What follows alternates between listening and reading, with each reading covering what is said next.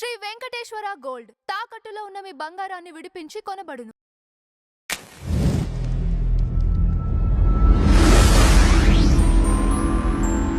నమస్తే అండి, welcome to tree media. మనతో పాటు సీనియర్ జర్నలిస్ట్ భరద్వాజ గారు ఉన్నారు. సార్ నమస్కారం. నమస్తే అండి. సార్, బండి సంజయ్ కొడుకు భగీరథ పైన ఆ కేసు విషయంలో ఎవ్వరూ కూడా రెస్పాండ్ అవ్వకపోవటం, పొలిటికల్ సైడ్ తప్పితే నార్మల్గా ఎవరైతే సెలబ్రిటీస్ ఉన్నారో లేకపోతే ఏవైతే ప్రజా సంఘాలు ఉన్నాయో నిన్నటి నుంచి మాట్లాడటం చూస్తున్నాము. కానీ ఒక హీరోగా మంచు మనోజ్ ట్విట్టర్లో ట్వీట్ చేయటం ఎలా చూడొచ్చు అంటారు? మీ అనాలిసిస్ ఏంటి? అంటే అతను గతంలో కూడా స్పందించేవాడు అడపదడప. అంటే తనకు అవకాశం, తనని అట్రాక్ట్ చేయటం మాత్రమే కాదండి, తనకి అన్యాయం అనిపించినటువంటి అంశం మీద అభిప్రాయం చెప్పడం అనేది గతంలో కూడా చేస్తున్నాడు అతను.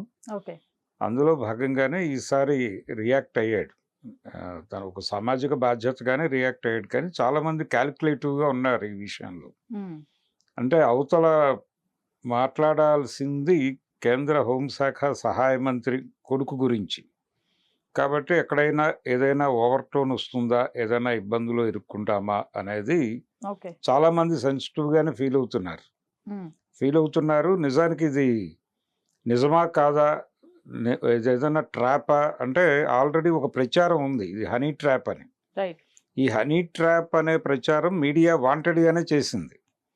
కానీ దాని తాలూకా ఇన్ఫ్లుయెన్స్ చాలామంది మీద పడి ఇది హనీ ట్రాప్ అయి ఉండొచ్చు కదా, మనం ఎందుకు దీనిలో ఇన్వాల్వ్ అవ్వాలి, వన్ సైడ్ తీసుకుని మాట్లాడినట్లు అవుతుందా, అవతల మనిషి కేంద్ర మంత్రి కొడుకు కాబట్టి ఇన్వాల్వ్ కాకుండా ఉంటేనే బెటరు, రిజిస్టర్ అవుతాం, రికార్డ్ అవుతాం, ఇలాంటి అభిప్రాయాలతో చాలామంది ఉన్నారు. అందుకని ఎవరు పెద్దగా దీనిలో స్పందించటం లేదు. కేవలం సినిమా వాళ్ళు మాత్రమే కాదు, బయట పొలిటికల్ లైన్లో ఉన్నవాళ్ళు కూడా, యాక్టివ్గా ఉన్నవాళ్ళు కూడా దీనిలో మాట్లాడటానికి కొంత మొహమాట పడ్డారు మొదట. నెమ్మదిగా ఇప్పుడు మాట్లాడుతున్నారు. ఈవెన్ కాంగ్రెస్ పార్టీ ప్రభుత్వం కూడా అలాగే వ్యవహరించింది. అంటే ఇతను క్రైమ్ చేశాడు అని వెళ్ళి కంప్లైంట్ ఇవ్వగానే పోలీసులు చేయవలసిన పని ఏంటంటే ముందు అతన్ని కస్టడీలోకి తీసుకుని, ఇతని మీద ఇలాంటి కంప్లైంట్ వచ్చింది కాబట్టి మేము దీని ఆధారంగా ఈ కేసు నమోదు చేస్తున్నాము అని కోర్టుకు సబ్మిట్ చేయాలి. కోర్టు విచారణ జరుపుతుంది ఇతను నేరం చేశాడా లేదా అని. ఒకవేళ నేరం చేశాడని కోర్టులో ప్రూవ్ అయితే వాళ్ళు శిక్ష వేస్తారు. శిక్షలు పోలీస్ స్టేషన్లు వేయవు, కంప్లైంట్ ఆధారంగా మాత్రమే కోర్టుకు సబ్మిట్ చేస్తారు. విచారించి అతన్ని జైలుకు పంపాలా, విడుదల చేయాలా అనేది కోర్టు డెసిషన్ తీసుకుంటుంది. కానీ ఈ కేసు విషయంలో పోలీసులు ఎంత ఆచితూచి వ్యవహరిస్తున్నారంటే, అంటే సినిమా వాళ్ళు, రాజకీయ నాయకులే కాదు, పోలీసులు కూడా ఆ అమ్మాయి మదర్ కేసు పెట్టడానికి వెళ్ళినప్పుడు కేసు తీసుకోవడానికి కొంత ఇబ్బంది పడ్డారు పోలీసులు. ఇబ్బంది పడి దాదాపు 8 hours వెయిట్ చేయించారు ఆవిడ్ని. 8 hours తర్వాత కేసు తీసుకున్నారు. ఈ లోపు వీళ్ళ మీద కరీంనగర్లో అతను కేసు పెట్టాడు, ఈ అమ్మాయి మీద, పేరెంట్స్ మీద కలిపి. అది అక్కడ లాంచ్ అయింది అన్న తర్వాత వీళ్ళు ఈ కేసు తీసుకున్నారు. అంటే టెక్నికల్గా ముందు మేమే కేసు పెట్టామనే అడ్వాంటేజ్ వాళ్ళకి దక్కేలాగా ఇలాంటి సదుపాయాలు, వెసులుబాట్లు కల్పించడం అనేది ఈ కేసులో చూస్తూనే వచ్చాం. తర్వాత ఈరోజు ఈ కేసు విచారణ కోసం కుకట్పల్లి డీసీపీ గారికి అప్పచెప్పారు. మధ్యలో సిట్ వేస్తానని చెప్పారు సీఎం గారు. సిట్ వేయటం ఏమిటి, అసలు ముందు అరెస్టు జరగాలి కదా అని అన్నారు అందరూ. ఇప్పుడు దర్యాప్తు చేసే అధికారాలు కుకట్పల్లి డీసీపీ గారికి ఇస్తూ ఆవిడకి బాధ్యతలు అప్పచెప్పారు. బాధ్యతలు తీసుకున్న తర్వాత ఆవిడ మీడియా ముందుకు వచ్చి మాట్లాడుతుండగా ఒక విలేకరి అడిగాడు, అతన్ని అరెస్ట్ చేస్తారా మేడం అని. ఆవిడ ఒక విచిత్రమైన సమాధానం చెప్పారు. క్రైమ్ ప్రూవ్ అయితే డెఫినెట్గా అరెస్ట్ చేస్తాం కదండి అంది ఆవిడ క్యాజువల్గా. క్రైమ్ ప్రూవ్ చేయాల్సిన బాధ్యత మీది కాదు కదా, కోర్టులు ప్రూవ్ చేయాలి. మీ దగ్గర కంప్లైంట్ తీసుకుని కోర్టుకు సబ్మిట్ చేయటం అనేది ఒకటే ఉంది మీ దగ్గర ఆప్షన్. మీకు ఇచ్చిన పవర్స్ అవే. విచారించే అధికారాలు పోలీసులకు లేవు, విచారణ అధికారులు కోర్టువే. అంటే కోర్టుని బైపాస్ చేసి మాట్లాడారా ఆవిడ? అంటే ఆవిడ ఉద్దేశం ఏమిటంటే, ఆవిడ ఏ సెన్స్లో మాట్లాడి ఉంటారంటే, ముందు అసలు క్రైమ్ చేశాడో లేదో ఒక నిర్ధారణకు రావాలి కదా అన్న టోన్లో మాట్లాడింది ఆవిడ. ఓకే. మాట్లాడుతూ క్రైమ్ ప్రూవ్ అయితే అరెస్ట్ చేస్తాం కదండి అనేసింది ఆవిడ. అది ఎవరైనా డిస్ప్యూట్ చేయదలుచుకుంటే లీగల్గా డిస్ప్యూట్ చేయవచ్చు ఆవిడ మీద. ఓకే.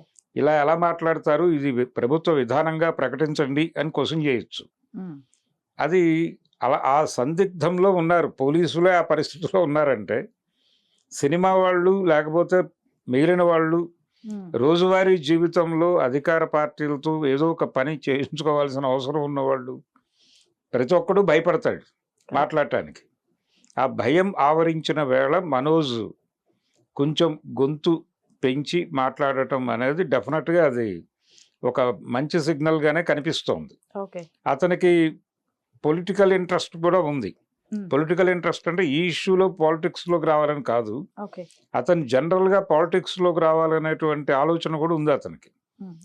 అతని వైఫ్కి పొలిటికల్ లైన్ ఉంది ఆల్రెడీ, కనుక తను కూడా పాలిటిక్స్లోకి రావాలి అనేటువంటి ఇది ఉంది ఎక్కడో. గతంలో 2-3 సార్లు అన్నాడు అతను. ఓకే. లాస్ట్ ఎలక్షన్లో టీడీపీ నుంచి ఏదో ఒక సీట్లో కంటెస్ట్ చేస్తాడనే ప్రచారం కూడా జరిగింది, కానీ జరగలేదు. అది ప్రచారం మాత్రమే జరిగింది, కానీ వాస్తవంగా అతను ఎక్కడి నుంచి కంటెస్ట్ చేయలేదు.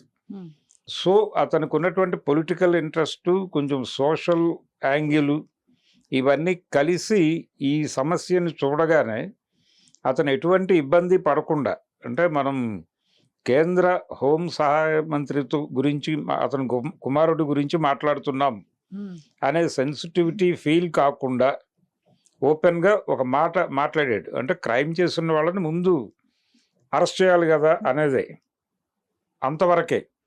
అంతకు మించి ఎవరు కోరుకోవడం లేదు. పోలీసులు, ప్రభుత్వం వారి బాధ్యత. ఒక మహిళ వచ్చి నా కూతురికి ఇలా అన్యాయం జరిగింది అని చెప్పినప్పుడు అతన్ని అరెస్ట్ చేసి ముందు, ఆ తర్వాత కోర్టుకి విచారణ చేయమని కోర్టుకి అప్పచెప్పాలి. వీళ్ళు ఇచ్చే ఎఫ్ఐఆర్లో కూడా అవే ఉంటాయి డాక్యుమెంట్స్.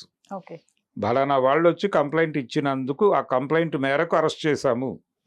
అరెస్ట్ చేసినప్పుడు మధ్యవర్తులు ఉంటారు అక్కడ. అరెస్ట్ చేసినప్పుడు ఆ ప్రాంతంలో ఏదో పనులు చేసుకున్నటువంటి ఒక 4గురిని ఇన్వాల్వ్ చేస్తారు. వాళ్ళ సమక్షంలో వీళ్ళని అరెస్ట్ చేస్తారు. వాళ్ళ దగ్గర నుంచి స్టేట్మెంట్లు తీసుకుంటారు. ఆ స్టేట్మెంట్లు, ఈ కంప్లైంట్, దీన్నే కలిపి ఎఫ్ఐఆర్ అంటారు, ఫస్ట్ ఇన్వెస్టిగేషన్ రిపోర్ట్. ఆ ఎఫ్ఐఆర్ని, ఈ క్రిమినల్ని తీసుకెళ్లి కోర్టులో అప్పచెప్పేస్తే వీళ్ళు పని అయిపోతుంది. ఆ తర్వాత 3 నెలలు టైం ఇస్తుంది కోర్టు. దీని గురించి పూర్తిగా విచారణ జరిపి దర్యాప్తు చేసి ఛార్జ్ షీట్ ఫైల్ చేయండి అని అడుగుతుంది. ఆ ఛార్జ్ షీట్ ఫైల్ చేయడానికి ఆ 3 నెలలు వీళ్ళు దర్యాప్తు చేసి, ఆ దర్యాప్తులో తెలిసిన విషయాలు, ఈ కేసులో ఎవరెవరు సాక్షులు అనేది ఒక లిస్ట్ ఇస్తారు అక్కడ. ఆ లిస్టు ప్రకారం వాళ్ళు ట్రయల్ జరుపుతారు. ఆ ట్రయల్కి ఈ సాక్షులందరినీ పిలిచి వాళ్ళందరినీ విచారించి వాళ్ళు చెప్పిన దానిలో ఉన్న మెరిట్స్ ఆధారంగా జడ్జిమెంట్ ఇస్తారు. ఆ జడ్జిమెంట్లో ఇతను నేరం చేశాడు అని చెప్తే శిక్ష పడుతుంది. లేదు, నేరం చేసినట్టుగా కోర్టు భావించటం లేదు అనుకుంటే వదిలేస్తుంది, ఎక్విట్ చేసి పంపించేస్తుంది అక్కడి నుంచి. ఇది ప్రొసీజర్.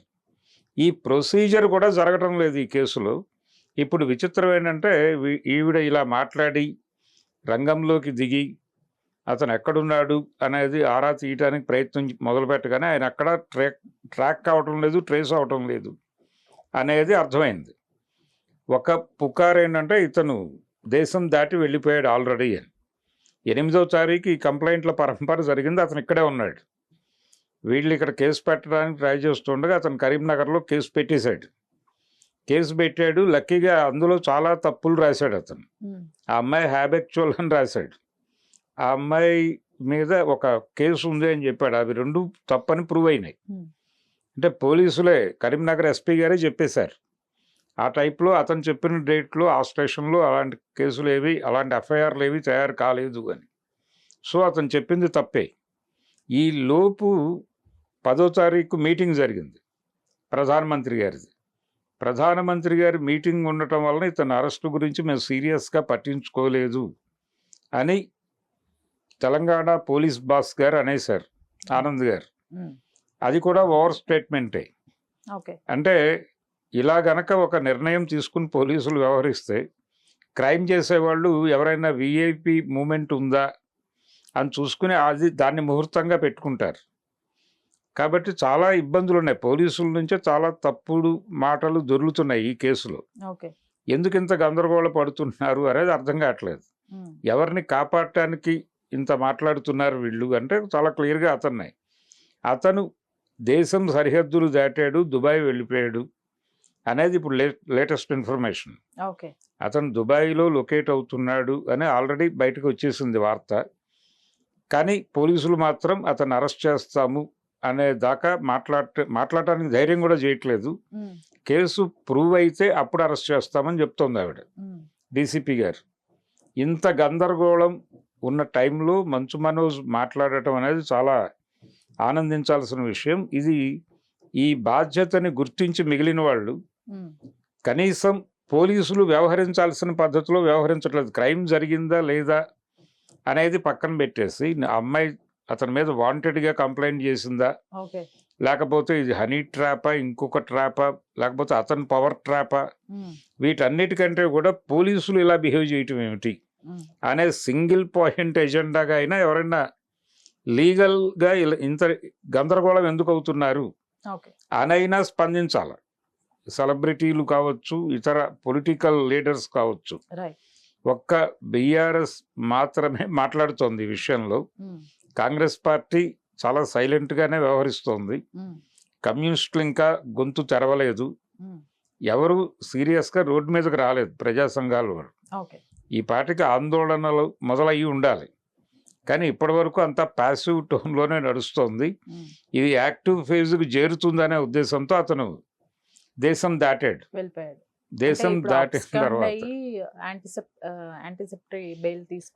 అదే ముందస్తు బెయిల్ అంటాం. యాంటిసిపేటరీ బెయిల్ తీసేసుకునే అవకాశం, అంటే యాంటిసిపేటరీ అంటే నిజానికి కంప్లైంట్ లాంచ్ అయి ఉంది కాబట్టి ఇప్పుడు దానికి కూడా అడ్మిట్ చేయరు. వచ్చి సరెండర్ అవ్వాలి అతను. ముందు సరెండర్ అయిపోతే తర్వాత కేసు విచారించి వాళ్ళు చెప్తారు. అంటే కేసు మెరిట్స్ ఆధారంగానే శిక్షలు పడతాయి.